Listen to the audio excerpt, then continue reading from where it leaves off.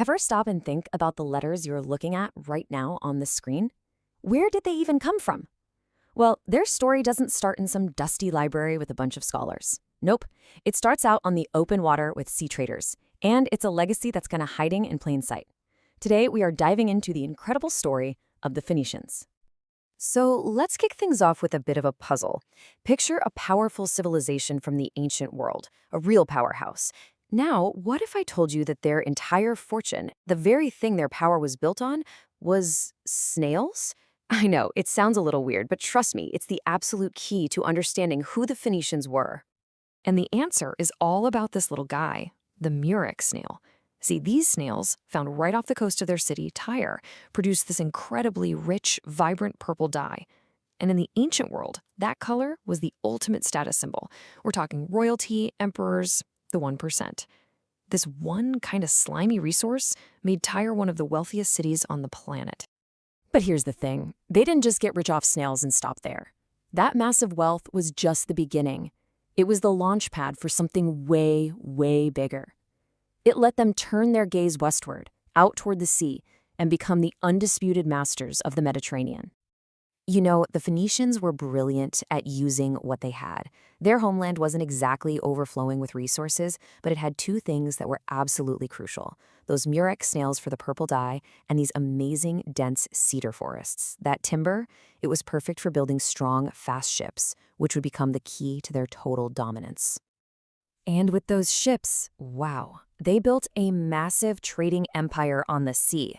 For about 300 years, if you were moving goods anywhere in the Mediterranean, chances are you were dealing with a Phoenician trader. They didn't just sail the sea lanes, they owned them. And they weren't just amazing sailors, they were also really clever. To protect their monopoly on these super valuable trade routes out into the Atlantic, they'd sail into those stormy waters and then come back with these wild, terrifying stories of sea monsters. It was a brilliant bluff, a perfect way to scare off any would-be competitors.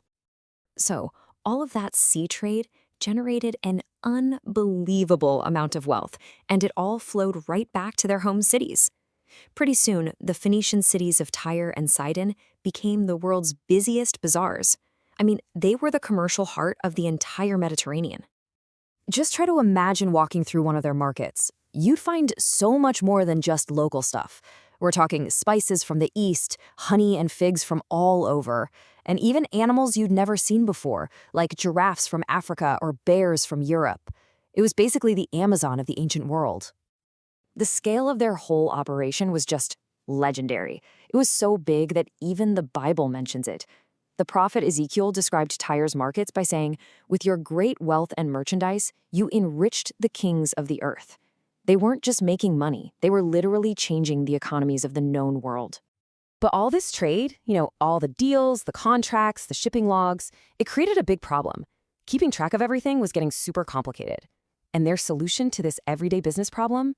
Well, it would turn out to be their most important, most lasting gift to all of human history.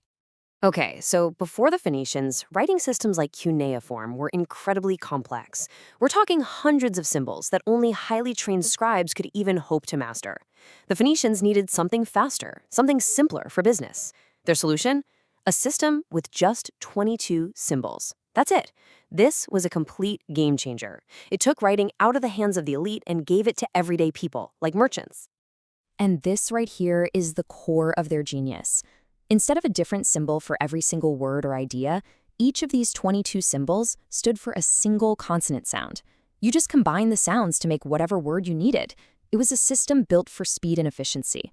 Absolutely perfect for a busy merchant trying to track a shipment of cedar. And the effect was just transformative. Think about the ripple effect here.